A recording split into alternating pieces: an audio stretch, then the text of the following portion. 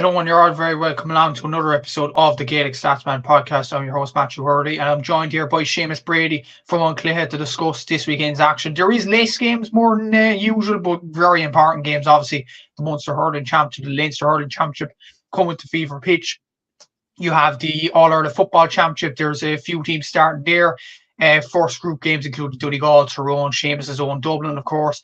A few other games like Meath and Louth is a big game to look forward to as well. So we will discuss all them games as well as the Camogie as well. It's the first weekend of the Glen Dimplex All-Ireland Camogie Championship. So we'll discuss those in detail as well. Before we get into the podcast, shout out to our sponsors at Capture Athletics. If you want the best gear around, check them out if you haven't already. So yeah, Seamus, how you've been over the last few days? Like a busy few weeks in the last few weeks, especially last weekend. Like Saturday was absolutely amazing with the amount of games. Like you had Dublin and Kilkenny, you had the games of GAO, you had I think it was Monaghan and Kerry and Galway, Derry on there as well. I was at the Clare and Cork game last weekend. So I think Saturday was an amazing day for games in general, and Sunday was just mental because of the two Munster games. So yeah, a lot quieter this weekend, both important games as I mentioned in the Munster and Leinster Hurling Championship.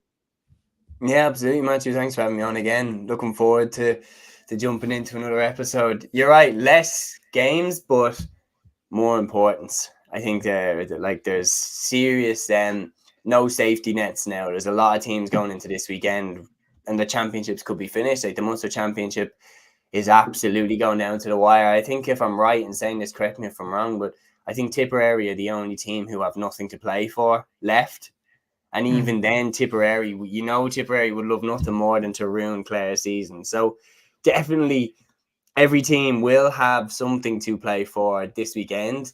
And it's going to be massive. So in a way, like we're going to have less noise in terms of the volume of games, but we're going to have higher noise from those games. They're going to be absolutely jam-packed with action. You think about the football as well. Like you have some major showdowns like Tyrone, Donegal, Lock and Horns again. You have the Camogie Championships kicking off with the final round of the John McDonagh. Like we have a lot. And yeah, try fit it in, try preview it all, try get everybody buzzing for it like we are. Yeah, exactly. There is a few important games to look forward to, and we will discuss them in detail. But firstly, we'll discuss the week in the Gaelic games. And for once, we're not going to discuss TV deals and stuff like that. We are going to discuss two issues that were prevalent over the last few weeks in Gaelic games. There was the pitch invasions. Obviously, there was a pitch invasion, the Offaly Dublin under-20 hurling final last night. We will discuss the game in detail, a brilliant win for Offaly.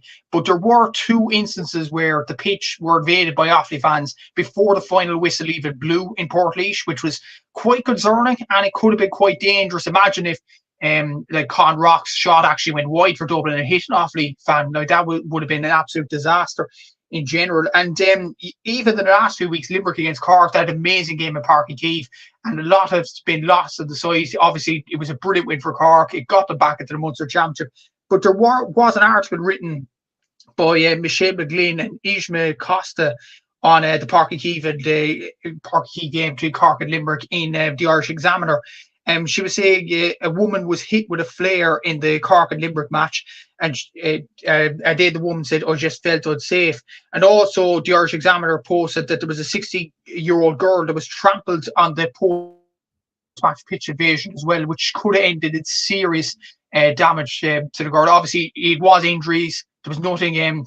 There was nothing fatal, thank God. She got over that, but eventually. But like it does question, Seamus, the pitch invasions and stuff like that. Yes, it's brilliant, the euphoric occasion for Cork fans against Limerick and the Offaly fans last night against Dublin. But should there be more of, kind of more safety around pitch invasions, considering the last few events that have happened? And events could have easily happened last night, but they didn't. But like it is something worth talking about.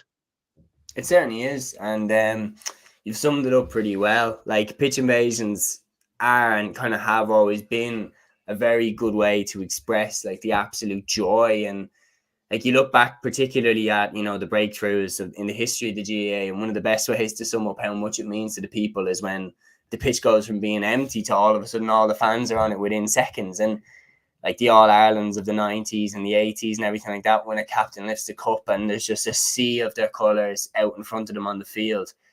Like it does showcase the happiness. But you are right, when a ton of people are pushing towards like one spot. It is dangerous for, for people and everything like that. So I do think that there does need to be a discussion. I have no doubt that there is already, like, there is procedures in place and everything like that for people, that they go to the ground, that they are as safe as they possibly can be, and that they are as healthy as they possibly can be. And look, we've a great track record of that in the GA. Like, it's something that I'm immensely proud of, that fans go to the game, sit amongst each other as well, fans from different teams, and leave all harmoniously together. I think when you're talking about with games like that, what happened with the Cork game is like the Cork game was so dramatic. It was just insane. So, like, there was no way that there wasn't going to be a pitch invasion at the end of that when Cork won in, like, literally, we couldn't have made that game more dramatic if we tried. Like, Cork were literally, it felt like seconds away from exiting the championship. And then Horgan gets the penalty, and all of a sudden Hayes gets the point. Cork have won. They've beaten the 4 in a row All-Ireland champions. And so I feel like when the fans are that excited, it does lead to more people flooding towards the pitch, because it's such an amazing achievement. And some of my happiest memories are being brought onto the pitch. But I think it is for the fans as well, that the fans make sure that everybody is safe, that everybody is okay, that everybody is, nobody's falling down. And if we fallen down, pick someone up. I feel like, look, we are okay with it. I don't think it's reached very dangerous levels at all. I just think every individual needs to be careful at them. Croke Park implementing the no pitch invasions is actually something that was unilaterally loved pretty much by the players. I remember all the interviews with players talking about how they actually love the pitch invasions being gone, because they actually get to celebrate with their teammates and their close family and their kids and everything like that, and they're not getting pulled left, right and centre, and then they can go out to the fans when it's done. I think that's probably the best solution for Croke Park, but the reality is when you move out and you move to smaller grounds, there just isn't enough muscle to keep passionate fans in the stadium if they want to come onto the pitch. So, yeah, it definitely is something that I think we just all need to be part of it. Again, the GA is all our game. So I feel like we all need to take care of each other at the games, and especially when it's dramatic. Like, just remember, not everybody is as fit or as strong as some people might be, and make sure that everybody is happy and healthy and safe during these games and everything like that.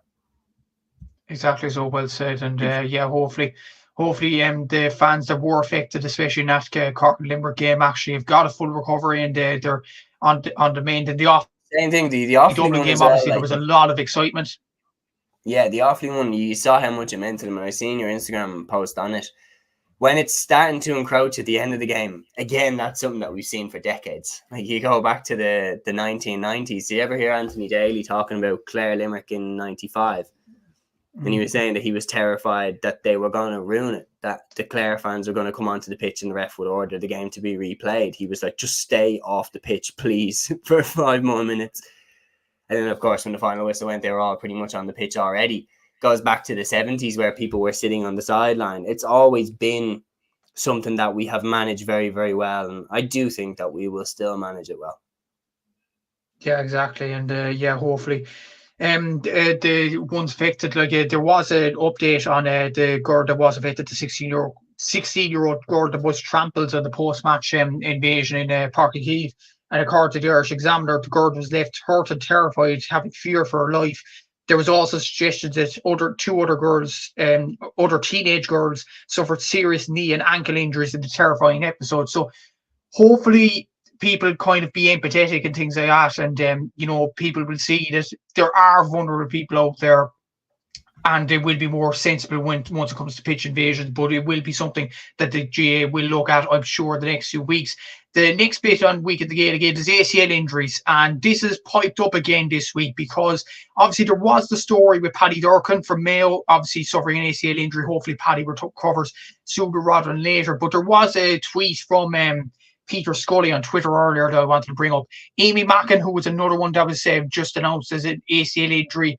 this morning, Paddy Durcan and Evan Comerford, another 3 loss to ACL curse this week. Plenty clubs affected as well. Is anyone asking why? Overtraining, lack of specific exercise stretching, how and why? And there was in the comments to that tweet as well 2 other players that were mentioned. Paddy Lynch, obviously, with Cavan have been affected by that injury, and Aoife Malloy, the Galway LGFA player as well. So that's 5 that I can name off the top of my head there on social media or whatever. There's bound to be more as well. So I wanted to ask you about this, Seamus.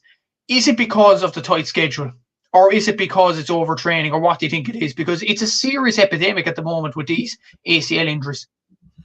Yeah, I genuinely don't know. It's heartbreaking for each of the players involved. Like all of them as well. Like we're in such good form. Like Amy Mackin had pretty much been pivotal in Armagh capturing their first ever league title. Lynch had been man of the match against Monaghan in the Ulster Championship as they got the win there. It's hard to put your finger on what it actually is. But I think I've no doubt that they are paying attention to it. But it's something where if a lot of players are starting to pick up the same injuries around the same time of the year, you can't ignore that. And we need to look at how can we reduce it. But I've no doubt that, look, the reality is I'd love to see the stats because I genuinely don't know the statistics and I don't know what it would be compared to other sports. Like, is there a period like this in the Premier League, for example, around the Christmas time fixtures where there's way more fixtures at that time of the year than there is at any other stage of the year, where they have the fixture on St. Stephen's Day and they usually have another one as well? Are there more injuries around that time of the year? And we have seen it in the Premier League as well, with a lot of managers, like Mourinho used to complain about it a lot as well, overplaying, too many fixtures, everything like this. Like basketball, is it the same in the NBA around certain times that are more injuries, everything like that? And I do think in general players do need their rest. And when you see, like, for example, the under 20 thing where they put in a certain amount of time where the player had to take a break before playing another match, which was a massive step forward. Some people didn't like it, but when you saw instances where, like, for example, Tommy Conroy getting the injury for NUIG, that came because he was playing too many games. Sorry. Yeah, exactly. That was definitely a big injury for Tommy Conroy a few years back. And there was also, I know, moving away from Gaelic games, but it seems to affect women more, like Camogie and LGFA players, I'd imagine, because it seemed to be a serious epidemic in the the WSL, the Women's Super League over in England. Leah Williamson, a famous England and Arsenal centre back, actually got an ACL injury and missed the World Cup because of it. So it is a serious injury in many sports. So is it a situation? I know Paddy Lynch got the injury and Paddy Durcan as well, but Amy Mackin, that might ruin her chances with AFLW now. Like, that's just so unfortunate with her having such a brilliant year. And it's just unfortunate for and Aoife Malloy as well. Just unfortunate for the women's players to get these sorts of injuries as well. It certainly is, and it's devastating for Armagh too, because when you look at it, like, Blagheen Mackin was only coming back from her own one, back out on the training field with Armagh, like looking like she'd be back kind of in time for the whole show to come together and maybe have a crack at the All-Ireland. But to miss Amy Mackin, like, for anybody watching this who's not familiar with the Armagh team, Amy Mackin is like the best player. Like, just, it's called a spade a spade. She's one of the best players I've ever seen. And for her to do the Cruciate just as Championship really is kicking off, it's devastating. Like, and they won the Ulster Championship there. Mackin played a huge role in it. They won the league. Like, they're rolling along better than they've ever been rolling along. And, like, I've seen Caroline O'Hanlon in an interview where she was talking like, this is one of the best Armagh teams she's been in, and she's played for Armagh for 20 years. So, like, Armagh are rolling along as well as we've seen them in a long, long time. And yeah, it's devastating. And, like, just for the players involved, like, just wish them nothing but the best, because it's one of the worst injuries that you seem to be able to get, because the stats as well back it up that once you do it once, you're more likely to do it again. And that must be terrifying for the players, because, like, a lot of players speak about that there's the period where you recover, and then there's the period where you mentally recover as well, because you come back from your injury, but then it's like you don't trust your body again. You don't trust yourself to not get injured. You don't trust yourself to go for a 50-50 or go up for a kick out just in case you land funny and do it again. And like, I feel like the players need to be assisted in that regard as well. Like they mentally trust themselves, and I would imagine that's what a lot of the sports psychology is in the players, like that. It's getting players to believe in their body again, that they can go through physical contact and everything like that. And like it's something that if a lot of players are picking up the same injury kind of around the same time, I think definitely across sports we need to look at the data from other sports and look at it and say, if players are playing a hell of a lot of games, like if it adds up, how can we try and take steps to make sure that everybody is okay and everybody's healthy and everything like that.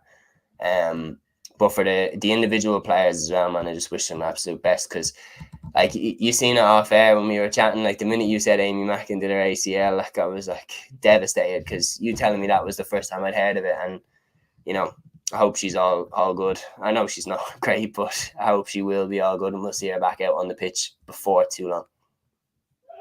You talked about solutions there that could be brought in to prevent these injuries.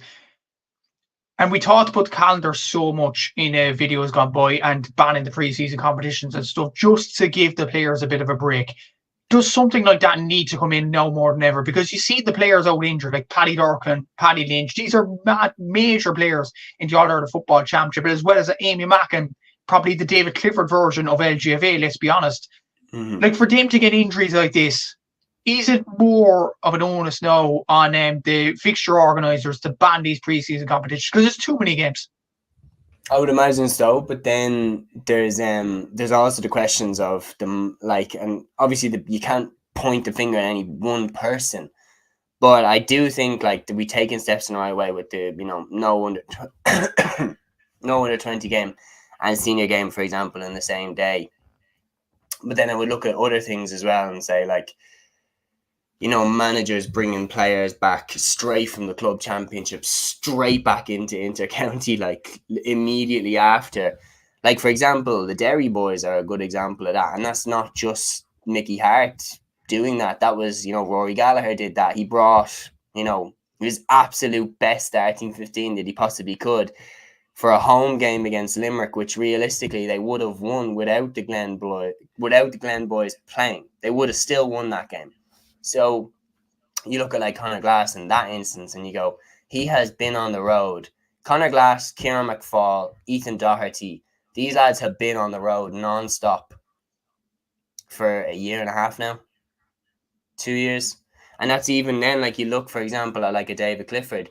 He looked knackered in last year's All-Ireland final at times. He just looked like he was worn out. He'd gone straight from Kerry to Fossa to East Kerry, back to Kerry again, and then straight back into Fossa. And by the time the All-Ireland final rolls around, he's just knackered. There's so many games, you're under that much pressure, and it's one of those things where there used to be breaks, and you would imagine if the preseason competitions weren't there, you would be able to move the leagues a bit back, and that would give the opportunity for just a little bit of breathing room before, the chaos of the championship fixtures comes in. But then a lot of players at the same times will double down and say they love all these games. They love the games being thick and fast. So it is an interesting debate, and there's definitely pros and cons in both ways. But as you said, if the stats continue to show injuries, that has to be taken seriously. It absolutely does, and definitely a situation that will be talked about long into the year, no doubt about it. We will get into the Munster Senior Hurling Championship games now, and before we get into the games itself, I'm just going to show you the table here. So Limerick are 4 points, Cork are 4 points, Clare are 4 points, Waterford and 3, and Tipperary already out on 1 point. I'm just going to show you a quick TikTok video as well that I made during the week. Check the TikTok out if you haven't already, for the Munster permutation. So I'm going to show you this now to make it simpler for our viewers or our listeners indeed to to delve into Munster permutations of what exactly needs to happen. So coming up to the final weekend of the Munster Championship, here's a roundup of what every side needs to happen for them to finish in the top three. So starting off with Limerick, they're up against Waterford. A Waterford win would put Limerick in major doubt. The only way that a Waterford win would be enough for Limerick to progress into the top three is if Tipperary beat Clare. For Cork, they're not playing this weekend, but in the Limerick and Waterford game, a draw would mean that Cork finish outside the top three unless Tipperary beat Clare in the other game. For Clare, a loss this weekend against Tipperary would knock them out of All-Ireland Championship 2024 unless, in addition, Limerick beat Waterford in the other game. And finally, as for Waterford, it's as simple as this. If they lose against Limerick this weekend, they're out of the championship altogether. But a win or a draw would be enough to see Waterford progress into the next round. Follow my Instagram for more stats and tables like this.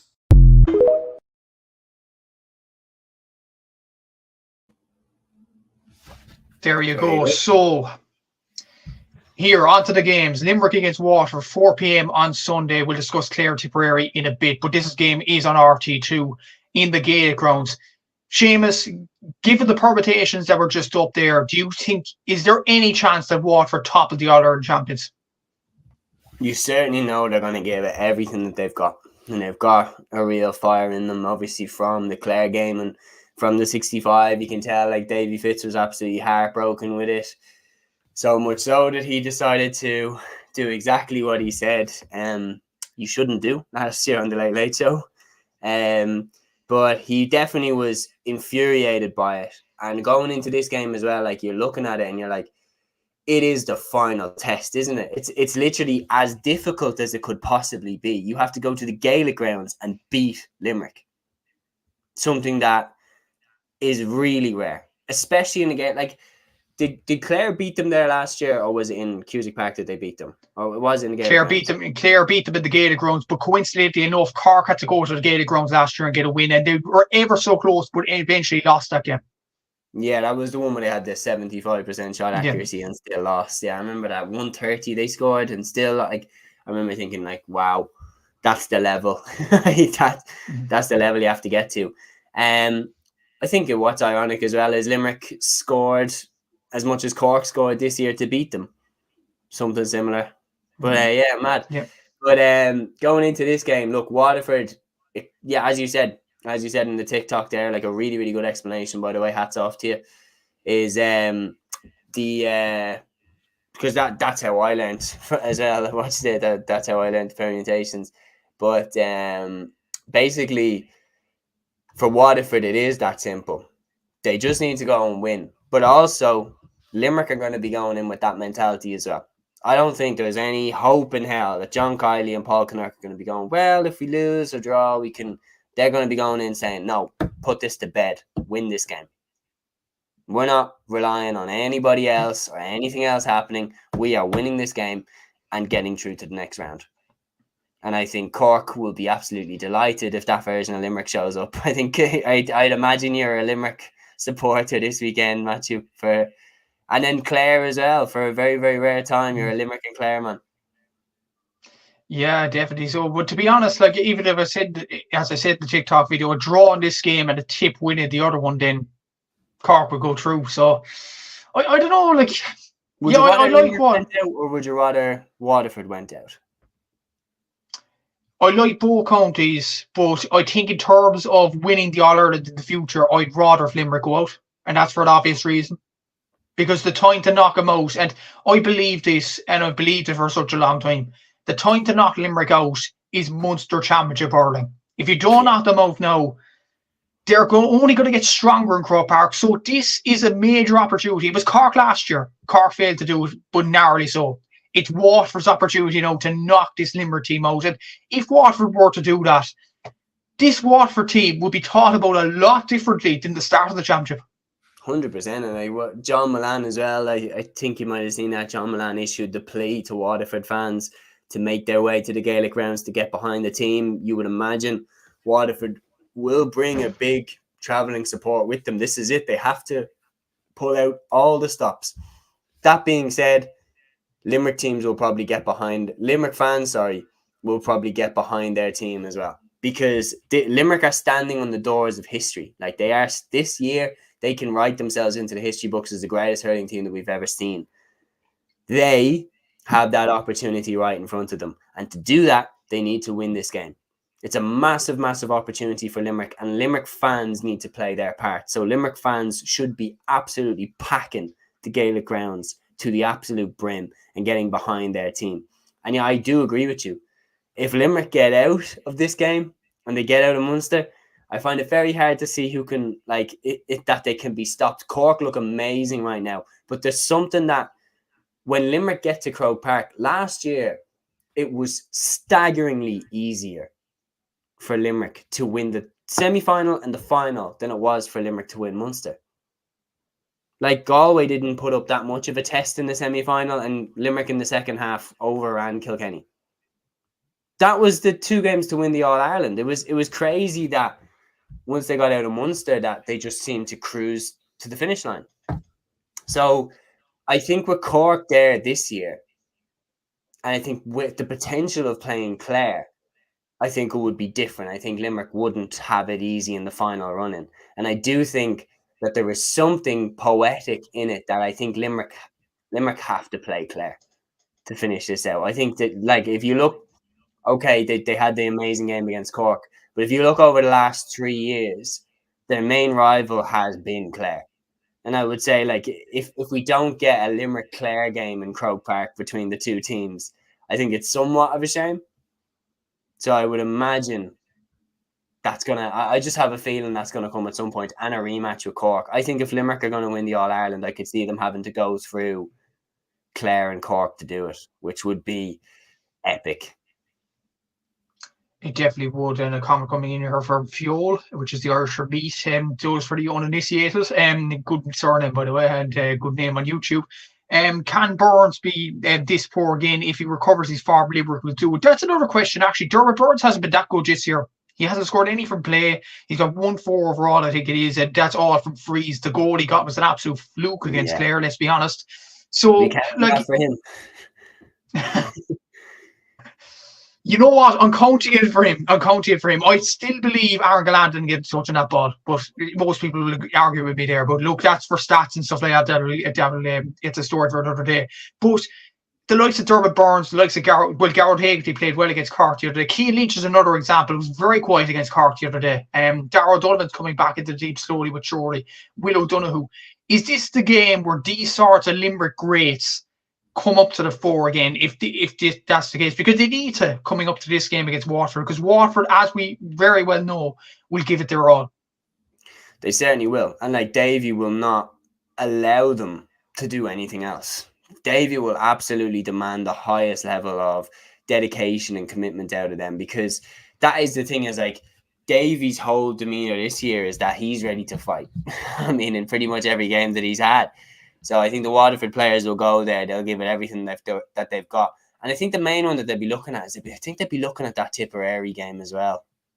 Seeing how easily Cork beat them, I think that they'll be thinking, we really left the Tip game behind us. And then in the Clare game, look, they did really well against Clare, but it was always a game that I thought Clare were going to win. I didn't think that Clare would win it in that dramatic fashion.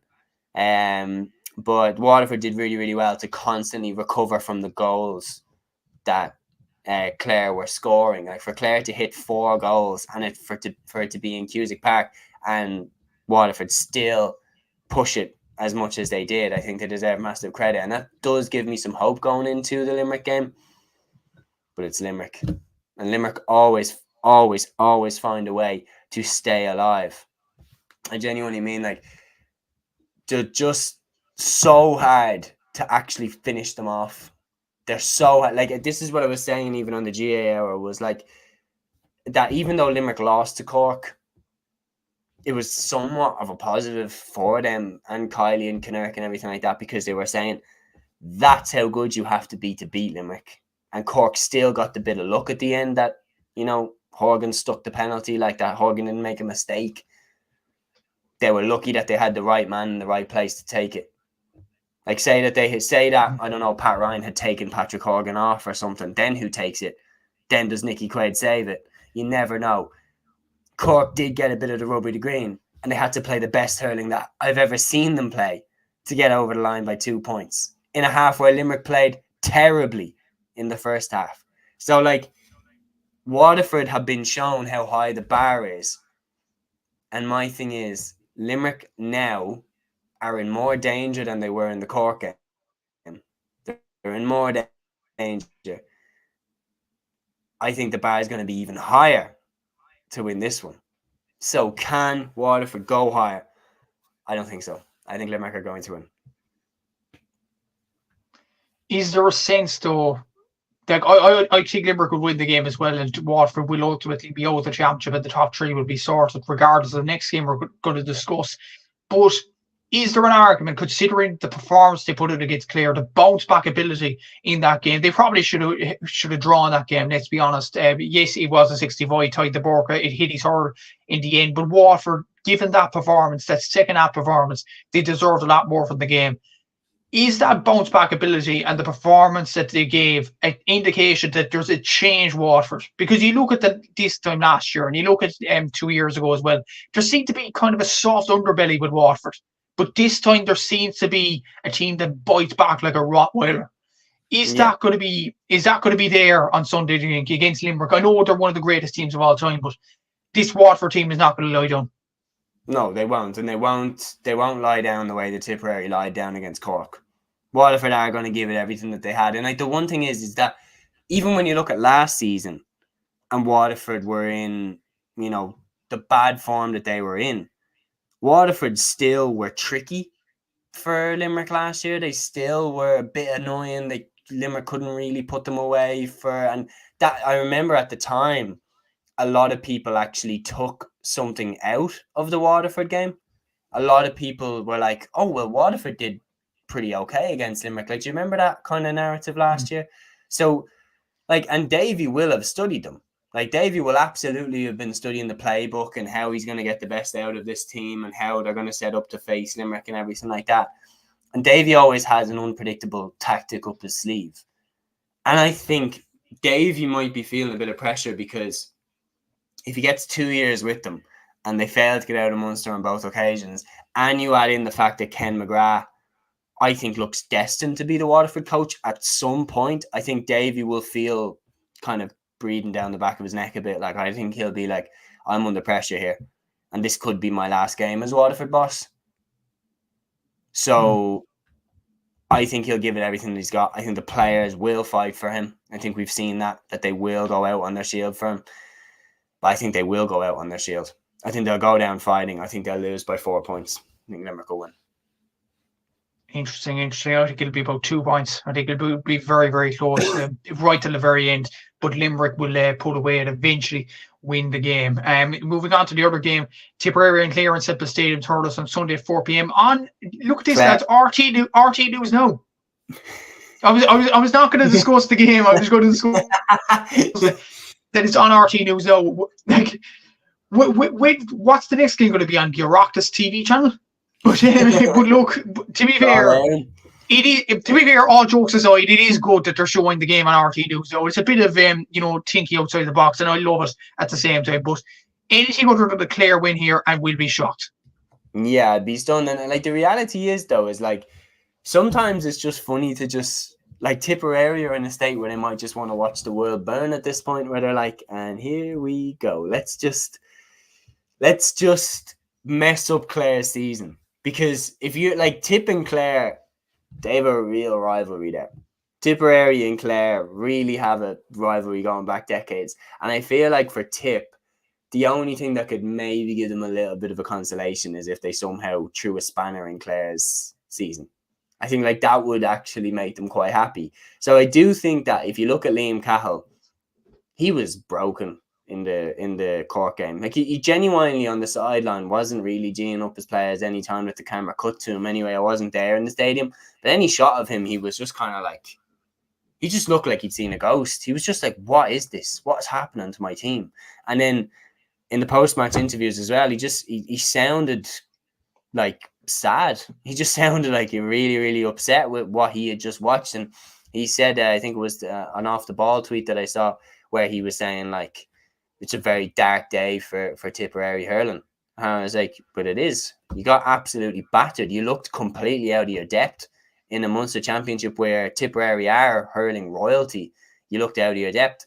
So they have to bite back. They have to show something in this game. And Liam Cahill has to show something, because that's the other thing is that Aaron was saying is like, when you look at it, Tipperary were the straw. Like the minors the minors definitely have given them something to fight for, and have given them some belief that there is something coming through. But when you look at it, like Aaron was saying, Liam Cahill was the guy, right? He was the one that you were gonna rip up everything to get him, cause an absolute storm to get him off Waterford, and here he is. And yet we're right back where we were 2 years ago with Colin Bonner, where Tipperary looked like they didn't believe they could get out of Munster. Well, Tipperary looked like they believed that Cork were miles better than them. So Tipperary have to fight back in this game. They have to give it everything that they've got, even if they're going out, because they have to show something that makes people believe that there's something in this Liam Cahill project with Tipperary that is worth hanging on for. Because if they don't, I wouldn't be surprised if he's not here next season. A few questions on the tape actually, because this time last year you were on my very podcast talking about the last weekend in Munster. I remember specifically we were talking about the Tipperary Waterford game, and Waterford were bottom of the group, and we said Waterford had no chance of beating Tipperary, stuff like that. And you were saying, "Oh, no chance, Waterford won't beat Tip at all in Semple Stadium, Thurles." I remember that. Yeah. Could it be the same scenario here that Tip beat Clare? Because there could be like ending on a high, possibly, and as well as that, the second question I was going to ask you about Liam Cahill. If they manage to beat Clare, do you think he saved his job? If he hasn't already, or what do you think about that? I would say that he's not definitely gone. So I'd say like if Tip go out there and beat Clare, I think he has a little bit of potential leeway where he can say, look, we were terrible against Limerick, we were terrible against Cork, but we drew at Waterford and we beat Clare. We're not a complete write-off. I can get the minors lads in, I can get the under-20 talent in, and I can, roll the team over. Because the reality is, Tipperary do need to trust those lads now. They do. And what you've noticed is with Cork, yes, while Horgan is still, the main guy up front, he is supplemented now by Shane Barrett, by Shane Kingston, by Alan Connolly, by these lads that Cork have brought through from the under-20 sides. Those lads have helped Horgan to shine, because the mantle isn't all on him. They have other threats now. And for Tip, they are still right down the middle, the exact same as they were 6 years ago. It's Noel McGrath, Jason Ford, like John McGrath is the impact sub, like Ronan Maher is their centre back. Like, they haven't changed at all, really. And that's why I feel like when you're looking at it and you say, are they still amazing hurlers? Absolutely. Nobody's doubting that. But if Tipperary want to win the All-Ireland, Cork have shown you how far off you currently are. So definition of madness is doing the same thing and expecting the same result. A different result, sorry. And if they do the same thing, they will get the same result. If they go with the same team into the Munster Championship next year, they will not get out of the Munster Championship, because they've been shown that it doesn't work. So they have to tweak it. They have to make something different and bring in those under-20 lads. I think for Liam Cahill in this game, I think give the lads a shot. Give the Shawnee Ryans, give the Billy Seymours, give the Jerome Cahills, give these lads a go and see what they're like. If they're useless, then you got a year to train them. Mm-hmm. I just feel like it's worth giving them a shot, because you used all your experienced heads against Cork and you got beaten from pillar to post. You literally got humiliated. You cannot do worse. I would hope that you cannot do worse in this game. But you never know. Once they have nothing to lose, it could be dangerous for Clare. And I do think Lohan needs to be careful, because, as I said, Tip got caught last year, and that opened the door for Limerick to go and win the Munster Championship, which was unbelievable. I remember hearing that Waterford had beat Tip and Limerick were into the Munster final. I remember being like, how on earth are Limerick in the Munster final? How have Waterford all of a sudden just turned into 2008 Kilkenny? Yeah, it It was an unbelievable game that day. And Tipperary, that game against Waterford, coincidentally, they're on the same situation as Clare are in this game. Clare have a major opportunity to get to a Munster final and get further into the All-Ireland series. But what do you think about Clare? Like the key thing for them, I think, is to just not drop the ball. Don't drop the ball. Simple as that. And it's in your hands. If you want to win, if you go out there, do the job at hand, they'll win this game. Yeah, they should do. Clare, would it be 10 points? Do you think, or Tips surely have to fight back? Like Clare after by 7. Yeah. I think that's probably the fair reflection because Tip cannot get hammered again. If they get hammered again, the amount of backlash that will be there from here to the end of the season up until the Tip Hurling Championship will be, and as well as that, before we get out to the Leinster Championship, Alan Flynn's quotes at the start of the year, we talked about that in detail in your podcast and my podcast about the Kildangan lads. Billy Seymour, I discussed him on Gaelic Games Fan TV with Aaron, by the way.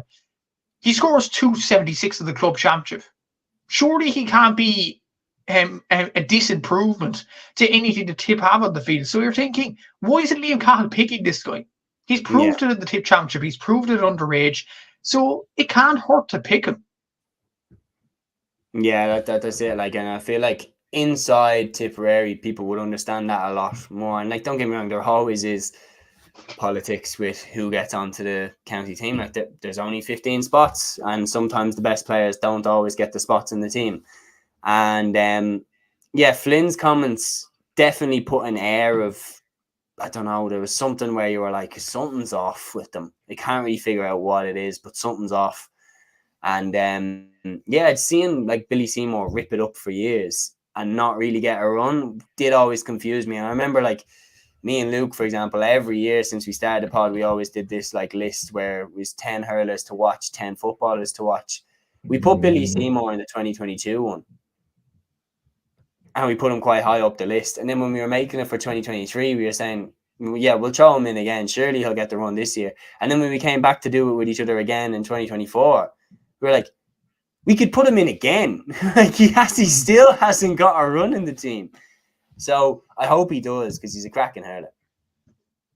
Yeah, definitely so. But we are predicting a Clare win by about 6 or 7 on Sunday. So that would mean that according to our predictions, Limerick and Clare would be in the Munster final and Cork would be in third spot. So unlucky to Waterford, great run at it, and I'm sure they'll put it up to Limerick, but we're both predicting that they'll be out of the championship this Sunday. So we'll move on to the Leinster Championship now, and I'll bring up the table first of all and then the TikTok explanation.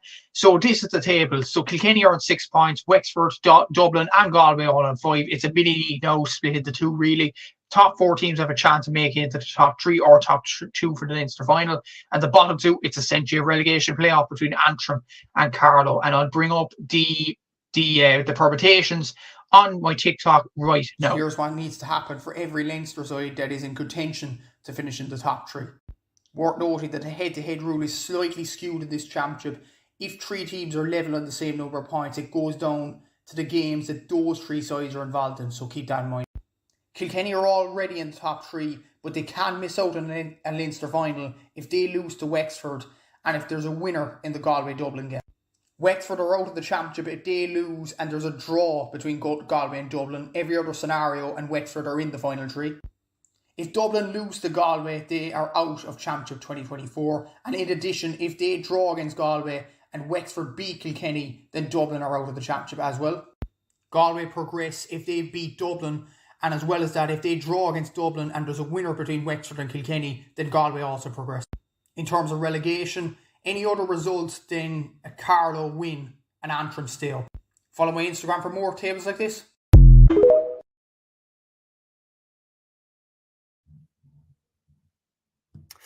Oh, that's it. So actually, you know what? I was going to go Kilkenny against Dublin. I'm actually not going to go Antrim and Carlow. I'm going to start with this one. Galway against Dublin, because it's on RT2 and this is a crucial game because it feels like the losers of this will be out of the championship. Seamus, your nerves are tingling, I'd imagine. Yeah, no, it's huge, man. It's one of those where, like, we were talking about, me and Aaron were talking about it, and we were saying, like, we actually, this is why I was saying to you off air as well, that, like, the Kilkenny loss last week, that hurt. that one really hurt because I felt like I remember like my immediate reaction when the Brian Hayes goal went in was like I genuinely had like a little euphoric moment where I was like, I feel like we have them. I feel like we're gonna win this time. And Kilkenny just put the final nail in the coffin and got the win. And look, that what we were saying earlier on, like I was saying it with Jason on the preview of the weekend, is I was saying I predicted Dublin to win, and I was saying the reason why is because like Dublin could have made it to a Leinster final, like results go our way and everything like that. It's still not out of the question. But I was saying the best time to bring the hammer down is when we have home advantage. And we really looked like we put everything we had into that game. Like Chris Crummy and Sutcliffe, like they looked exhausted when the full-time whistle went. Like they really gave it everything they had. And I'm nervous going into this game because it's away from home and it's against a Galway side that also aren't safe. So they're going to need to win this game and they have home advantage. We're a long way from home. This one's going to be difficult. Do you think, though, you would probably agree with me on this, Dublin have been better than Galway in this Leinster Championship. So maybe this is the time to prove it this weekend that Dublin are the better team than Galway, which I firmly believe this season, on current form, Dublin are a better team than Galway. So this might be a time to prove it. Yeah, on current, like we've been more consistent and we've been more, like you know what you're going to get with Dublin. Galway have been abject against Wexford in Wexford Park. They were really, really bad in that game. And they weren't great against Kilkenny either, but they did draw with Kilkenny. I do think Galway have a higher ceiling. I think if Galway get it right, I think Galway can go further than Dublin can. If Dublin get it just as right, I think Galway probably have more talent in their team. But Dublin are more consistent. Dublin are more, like, I think we've more of a gritty determination about us. And the thing is that in that Kilkenny game, it did remind me of the Dalo team. Like it did, we were getting stuck into them, like it were big shoulders going in. We were working hard, like we were outworking Kilkenny. And periods of that game, we were hassling, we were hustling, weren't letting them get any easy shots off. And we're going to have to do the same thing in this game because Galway have the home advantage. And again, it's a heart and head situation. Like we do have a good record actually against Galway over the last few years. Like it's somewhat decent, especially compared to the record against Kilkenny. Like we beat them in 2021 in Croke Park. We drew with them last year in Croke Park in a game that we should have won. I know Galway were through already to the Leinster final, but still, we didn't get beaten. And then 2019, we beat them in Parnell Park to knock them out of the championship. Like I'm not reaching into 15 years ago to go for the last time we beat them. We have gone toe-to-toe with them recently enough, but not in Pearse Stadium. Not in Galway. So this is a new level now that we have to get to that we haven't really done. And look, Micheál Donoghue, there's been a lot of talk and he has done great stuff with Dublin. There's no doubt about it. But a lot of people gave a lot of praise during the Kilkenny game saying that Dublin are getting so much better. Dublin are taking massive steps forward. We did show it against Kilkenny, but now we have to prove it against Galway once again by going over there and by getting a result. And I think the best way to do it, as you said in the TikTok, there's a lot of permutations and Dublin still aren't safe if we get a draw. The only way I think we get through, just for peace of mind, is go through the front door because Wexford against Kilkenny, I don't trust Wexford to not win that game. So, I probably, heart and head situation, heart says Dublin can do it. Head says maybe not. But because, I really believed that we were going to beat Kilkenny and then we didn't. But I don't know. You look at the permutations there. If Dublin lose, they're out of the championship, regardless of the other results. Going back to the TikTok there. If they draw and Wexford win, which could happen because you don't know what Wexford will turn up against Kilkenny at this stage, then Dublin are out. See, it's such a hard scenario to comprehend, if anything. But for Galway, and I firmly believe this last weekend, if Ryan McGarry didn't get sent off for Antrim were on course to win that game. So Galway have not done well. And if they get out of jail in this game, then they must be counting their lucky lives. It's like cats with 9 lives at this stage with Galway. If they get out of this game, which they could very well do. So, look, if Galway were to make it out, for me, I think it'd be a bit of it unjust, if that makes sense. But again, it's the same thing. Like Kilkenny didn't play well against us; they still won. they still did get something out of the Carlow game. They got a point. They got a draw. Look, they should have got 2 points. They should have won.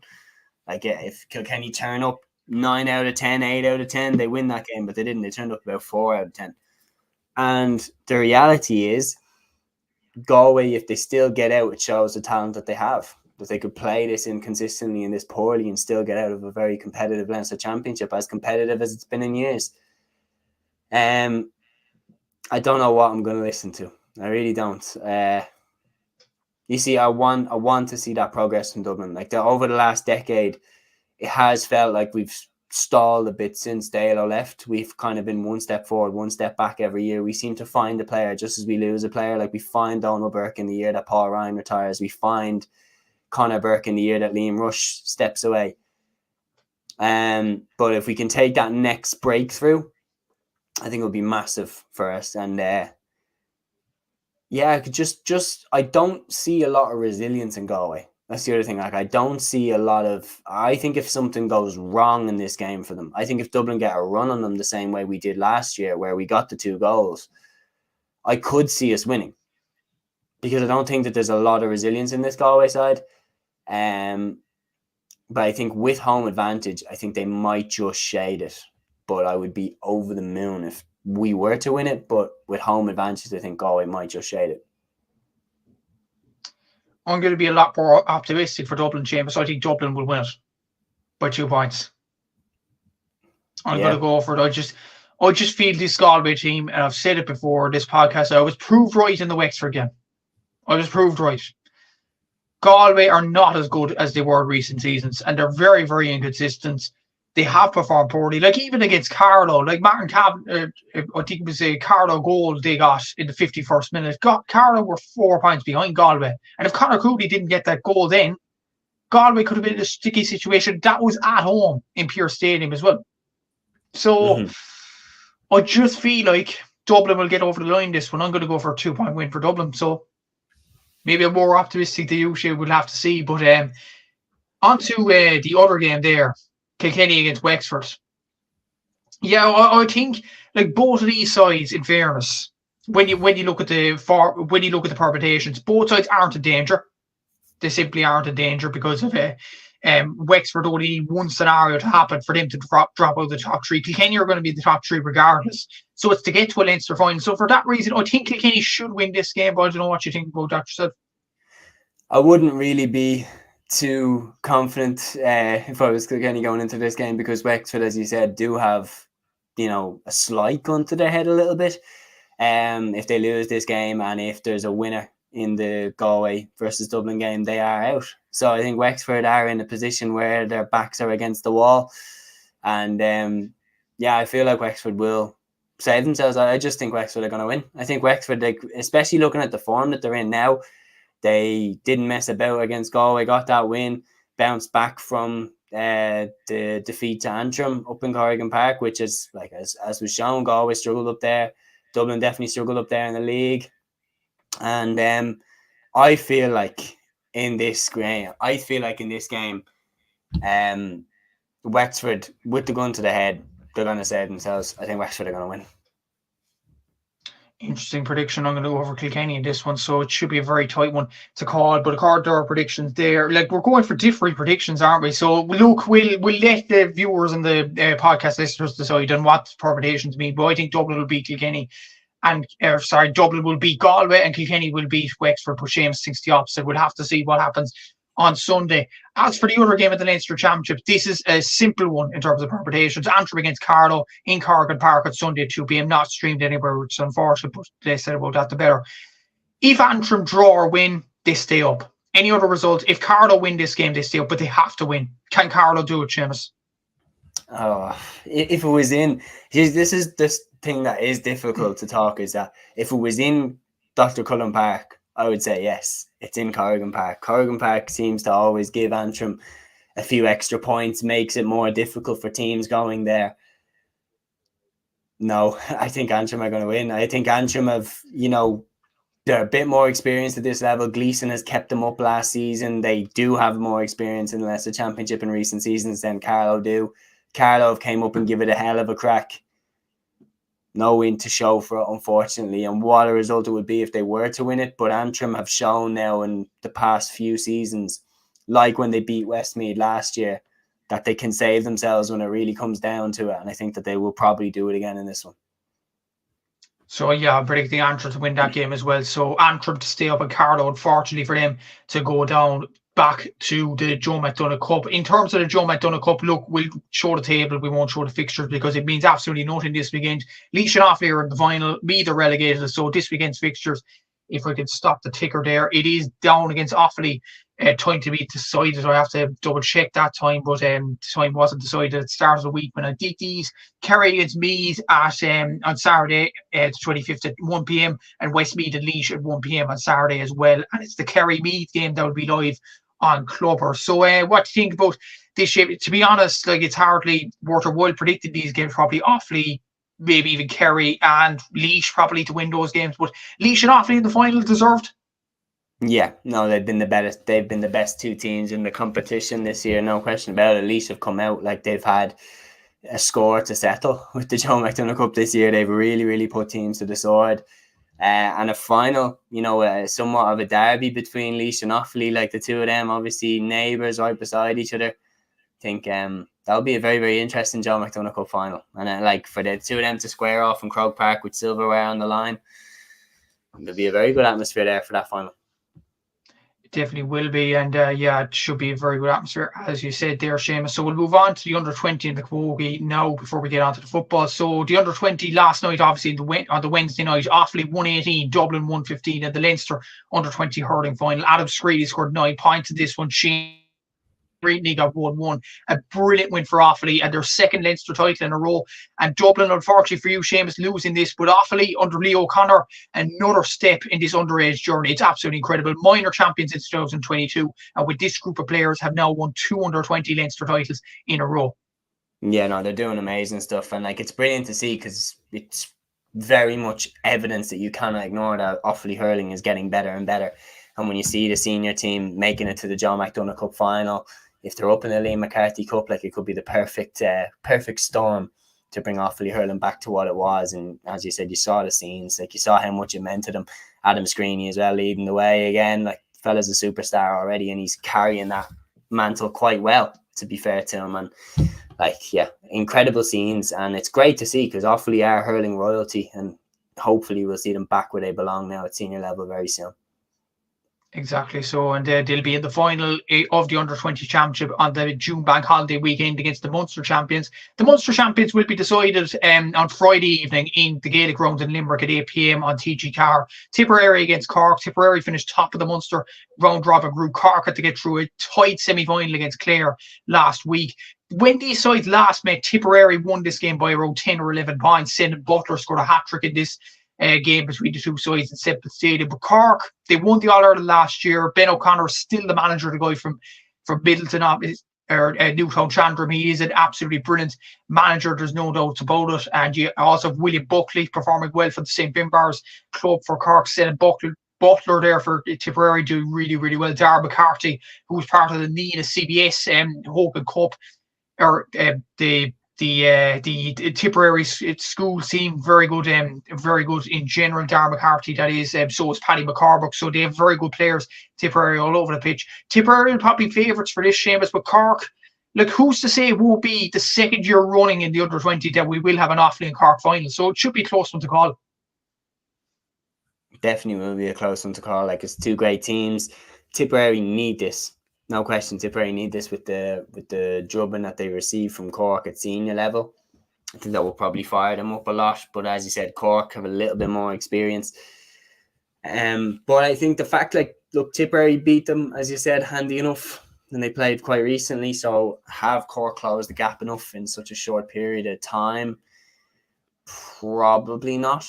I probably would lean to Tipperary just on this one, and they need it as well. Yeah, that's the thing. And as well as that, Offaly played the under-20 All-Ireland final against Tipperary in 2022. So a lot of the players are coming to the fore, which is absolutely brilliant to see as well. But before the whole lot of them. Yeah, they all were, yeah. And it's like Offaly have a boat to pick. Remember Tipperary scoring that late goal? Remember that in the minor final? Like awfully have to win it next. Yeah, awfully have to win the next coach. Obviously, if they do beat Cork, I think Tipperary will beat Cork, but I think it'll be tighter than 10 or 11 points. I think Cork will really put it up to them. William Buckley seems to be a star, so does Jack Lahey in that team. But I think Tip should get over the line. Before we get into the football, move on to the Camogie. So the Glint Implex All Ireland Camogie Championship starts this weekend. So we'll go Group 1 and then we'll go Group 2. So Group 1, the main game is Tipperary against Waterford live on the official Camogie YouTube channel at 4:30 on Saturday. This game is for the Rag in Drummondinch. You have Limerick against Kilkenny in Group 1 as well on Saturday at 4 p.m. from Rathkeale. And you have Antrim against Derry in Cushendall at 2 p.m. as well this game. So Tipperary Waterford's the main game here, Seamus. Tipperary definitely have some revenge on their minds because they lost the Munster semi-final to Waterford and, of course, the All-Ireland semi-final to Waterford as well. So surely in a competitive game, Tipperary have to beat this Waterford team. So Tipperary at home, you'd imagine they'd win it, but Waterford have Tipperary's number as seen over the last 2 games. Yeah, and Waterford have obviously, Waterford and Tip, the two teams that are leading the charge to break into the top 3 in Camogie, Galway, Cork and Kilkenny. And Tipperary took a massive step this year in winning that Camogie League, their first Camogie League in Division 1 anyway since 2004. Karen Kennedy was outstanding. Now they have absolutely extraordinary players, both sides. Beth Carton on one side, as I said, Karen Kennedy mainly leading the way, and Emer McGrath as well, Emer Heffernan for Tip on the other side. Waterford were way too reliant on Beth, though, in the Munster final against Cork. Like they scored 14 points, Beth scored 12, and then the other 2 points both came from Niamh Rockett. Tip do have more threats. Like you watch them, Tip, yeah, they are slightly reliant on Emer McGrath's frees, but they have way more scorers. I don't know exactly what the situation is with Cortavan, but if she is to come back at any point this year, like, she's just an absolute massive ace up the sleeve for them to have. And I probably will go for Tip. I just feel like if they can get Mairead Eviston onto Beth Carton or something, or if they can get Karen Kennedy onto her and stifle Beth's influence, I think they have more threats up front than Waterford. And I think especially that they have them at home, I think that they'll get over the line in that game. As for the other two, Limerick, they've been very impressed by some of their players, like especially the likes of Alva Larkin. But like when you look at that game, Kilkenny, did win the Leinster Championship. It is a bit of silverware for Chap Clare. He wasn't doing great in the Camogie League, but I think that they will win this game in Rathkeale. And then for Antrim, Derry, look, even though Derry did great winning the Intermediate Championship last season, I think Antrim have more experience.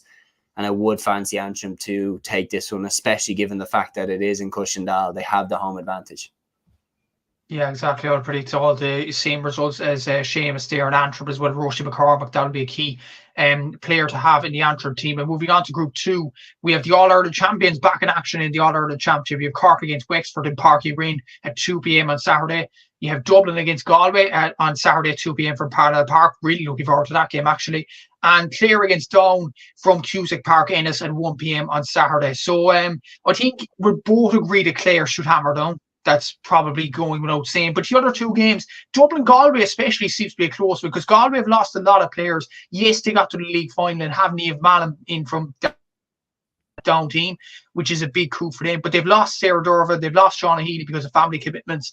They've lost other players as well. Yes, they have Kilkenny's back in the team, but it is a relatively young Galway team. And this is a Dublin team that won Division 1B. So maybe Dublin could pull off a shock. And to be honest, Cork and Wexford, I know Wexford are making strides, but Cork should win that game in Páirc Uí Rinn. Yeah, it's definitely 3 very interesting games. Look, Down, they'd be raging when they saw how good Niamh Mallon was for Galway in that league final. She's absolutely amazing when she came on. She has to start, I think, for Galway, no question about it. You look at that game for Galway going to Parnell Park, it will be difficult because like Ashmar moving to 6, Dublin have become very difficult to play against, and Kilkenny didn't score a lot against Dublin. Dublin were very defensively sound. And then you have the Gannon sisters obviously up front for Dublin. Like, they are a difficult team to play against. I still will say that Galway will win though. Like, Galway still have Carrie Dowell and Aoife Donoghue, Niamh Kilkenny, the McGraths. Like, they still have a cracking team, littered with All Ireland winners. And yeah, I still think that they'll find a way to probably get the win there. But Dublin definitely are making strides, no doubt about it. When you see like the minor Camogie team winning the B championship, there definitely is positive strides being made by Dublin. And then you look over on the other side, Cork, Wexford. It's a very interesting game because Wexford have flair. Like, we've seen how many goals Wexford have scored in the league was absolutely extraordinary. So Wexford might provide, questions for the Cork defence. Like, I imagine it won't be an easy day for the likes of Libby Coppinger and Laura Hayes and Laura Tracy, like that they'll be marking players that are flair players, full of skill, full of self-confidence, full of self-belief, who will give it a rattle. But I still think Cork will win when it's all said and done. I think you're right. Like, winning the Munster title, like, they are straight back on for, another good crack at the season ahead of them. And then in the other game, Clare against Down, I do think Clare will win that relatively comfortably. I think Down might find it difficult in the group this year. Yeah, definitely. So relegation is definitely something that Down would definitely want to avoid. I think Clare should win that game as well, and Cork, and I'm going to go for Galway to beat Dublin, but will be very tight from Parnell Park. And before we end the podcast, we'll go on to football. Very quiet week in football. No Tailteann Cup, no LGFA, just the 4 All-Ireland Championship games this weekend. And the main one being Donegal against Tyrone on Saturday at 7:15 in Ballybuffet, live on GA Go. Interesting one, this, because these two teams, they played each other in the Ulster Championship. It went to extra time, obviously. Donegal won by 2 points. The Saints went on and won the Ulster title. There would have been a lot of tired bodies. Tyrone might be waiting in the long grass. And as well as that, according to sources, Owen McElhone, who scored a ridiculous total for playing the under-20s, is coming into the Tyrone panel for this game. So they'll be definitely buoyed to get ready for this game against Donegal. Should be a big game, a close one to call, really. Oh, yeah. This one is going to be the football game of the weekend anyway, no doubt about it. Like, you look at just how good a game it was when they locked horns only a few weeks ago, and it's crazy in this championship, the structure. It's led to Tyrone. Their last game was against Donegal, and their next game is against Donegal. And it's crazy that they didn't draw, and it's not a replay. But it was an amazing game of football. Both sides had periods on top, and Donegal got over the line in what was an epic contest. Tyrone, there's no doubt they're going to be waiting in the long grass for them. And Donegal have gone through another war against Armagh, where they won on penalties. They've had the Ulster Championship, the Ulster celebrations. You wonder how Donegal's mindset is heading into the game versus Tyrone's mindset heading into this game. There's no doubt Tyrone will be coming into this game with payback on their mind. They want to win. They want to avenge the loss that they had in the Ulster semi-final. And this is what I'm saying, is when two teams are matched that closely, it is difficult to beat a team twice when you are so evenly matched. And I personally can see this finishing in a draw again. I definitely can see it finishing in a draw again. They're two very, very evenly matched teams. I think McElhone coming in is very interesting. I think he does offer a new dimension to this game because, will he be used? Are they going to bring him in? And if they do, how long are they going to give him? Will Jim McGuinness have someone picked to mark him if he does come in? Going to be very, very interesting. I'm going to go with Tyrone to get payback in this. I really, really think that Tyrone are going to be hurt by the fact that they lost to them last time. And I think I probably would go with Tyrone to avenge their loss, even though it's in Ballybuffet. Yeah, I'd say it's a close one to call. It definitely is. I'm probably going to go. I'd nearly go for a draw this one because it's such a close one to call. Yes, it's in Ballybuffet, but Donegal did lose to Tyrone last year in the All-Ireland Championship. Yes, it was a different Donegal team, no doubt about it. But this game, in many ways, will decide. Do you think this will be the case, Seamus, because of Cork and Clare being in the same group with them, that this game will decide who will actually top the group and reach the All-Ireland quarterfinals automatically? Yeah, I do think so. I think that you look at it, Donegal definitely with the biggest name in there, along with Tyrone. And I think if they get one over on each other, I think whoever does that will get out. Top of the group. Automatically, yeah. I'd probably go for a draw on this one, very close to call. I think Donegal will probably get out automatically, but obviously we'll discuss that in the weeks ahead. But we're going for different predictions there. Seamus going for Tyrone. I'm going for a draw. The next game, Dublin against Roscommon on GA Go on Saturday at 5 p.m. and it's on at Croke Park. And unfortunately, Seamus, I don't think this will be a good game at all. I think this will be a wipe down. I think Dublin will absolutely slaughter Roscommon. Because of Roscommon, their confidence is on the floor. Dublin seem to be in a good state at the moment. And I could only see this one way this is going. Yeah, no, Roscommon, like, they're not, like, when you look at it last year, it's a shame because it was such an interesting game last year, and Roscommon probably should have beaten Dublin in Croke Park last year, but Dublin this year are better than we were this time last year, and Roscommon this year are worse than they were this time last year. When you look at how they went out to Mayo in the Connacht Championship compared to how they beat Mayo in the Connacht Championship last year, and how they've stayed up last year versus got relegated this year, there's no way they beat Dublin in Croke Park, in my opinion. Dublin take this one. How comfortable do you think this will be? Will it be 10 points? Will it be over? Or what do you think? 7.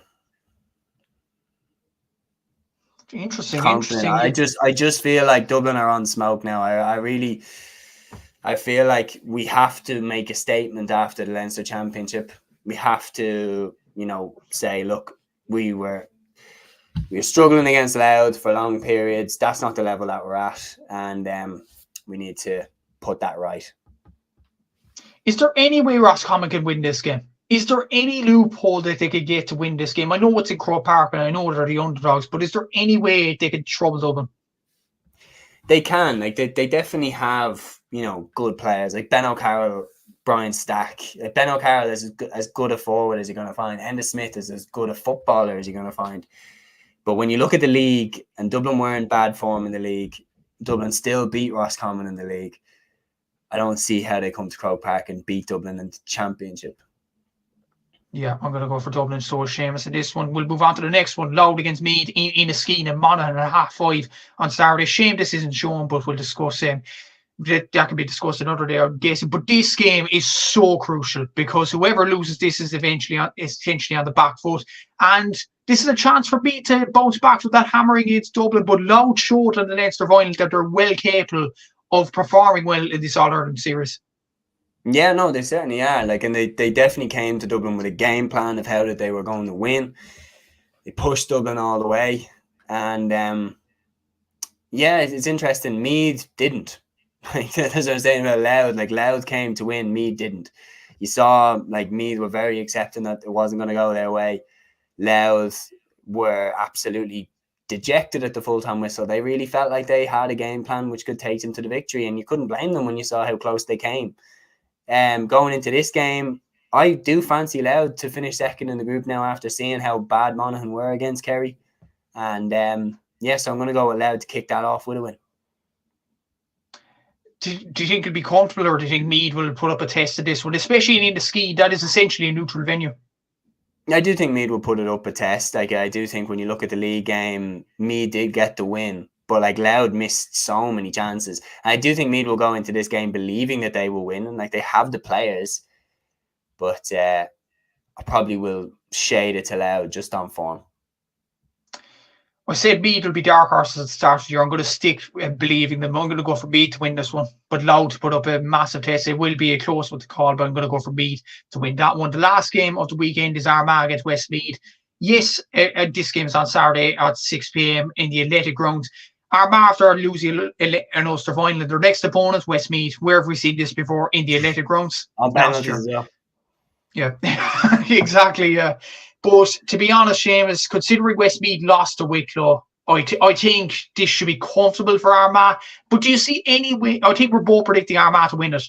But is there any way Westmeath can actually challenge the Archer County here?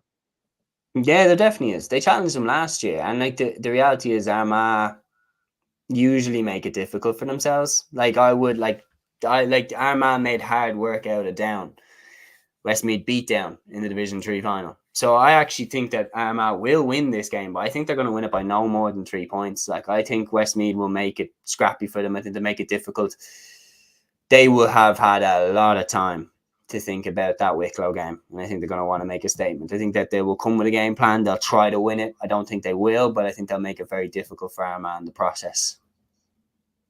Is this the most realistic option for Westmeath to win a game, especially with Galway and Derry coming up? Yeah, definitely. I think especially when you look at how Derry lost to Galway, like the guns to their head now, they can't be making mistakes. Yeah, but I think Westmeath, if they want to get out of the group, you have to win this game, because I think out of all three of them, Armagh are the most inconsistent, I think, with their levels. Yeah. I think Westmeath need to win it, but I think Armagh should win it in the end. So that brings it to the podcast. Obviously, less games this weekend, but more important. Give the video a like, subscribe, all that good stuff. Follow my TikTok, Instagram, all that. Follow An Cluiche, obviously on YouTube. Subscribe to Seamus' YouTube channel. Subscribe to his Instagram, TikTok, all that as well. And until the next, and thanks to Capture Lakes for sponsoring today's show once again. And until the next show, we'll see you all then, and take care.